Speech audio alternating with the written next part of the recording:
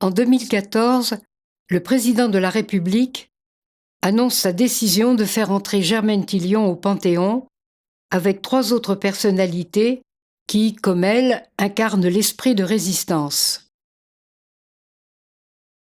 L'ancienne église Sainte-Geneviève à Paris, devenue Panthéon, abrite depuis 1793 la dépouille de ceux que la nation veut honorer. 71 personnalités jusqu'alors, dont une seule femme, entrée à titre personnel, Marie Curie Skłodowska.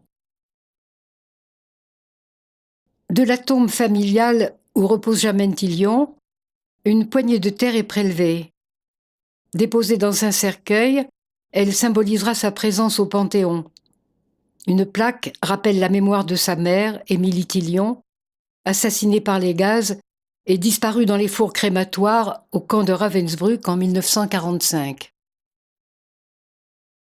Le 26 mai, le cortège des 4 personnalités honorées traverse Paris et s'arrête pour la nuit à la Sorbonne, mère de toutes les universités françaises.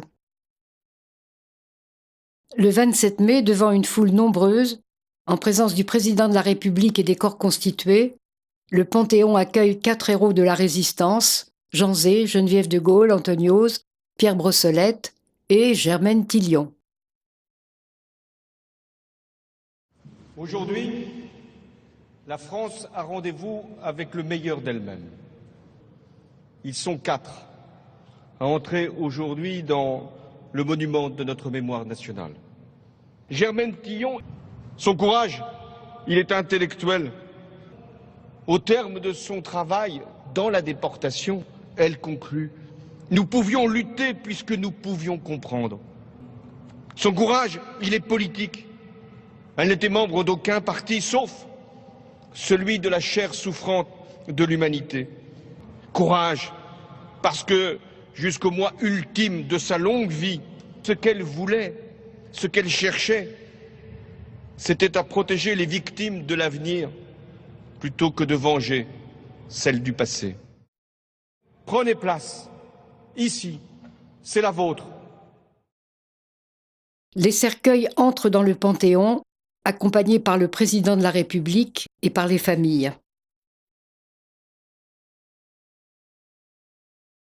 Accueillis à leur sortie par un groupe de jeunes aux couleurs de la France. Côte à côte, Émilie Sabot-Joannet, la nièce de Germaine Tillion, et le représentant de la tribu aurésienne dans laquelle Germaine Tillion vécut de 1935 à 1940. Le lendemain, dans l'intimité des familles, les cercueils sont descendus dans la crypte. Ils reposeront dans un caveau désormais scellé, où nul ne pourra plus entrer.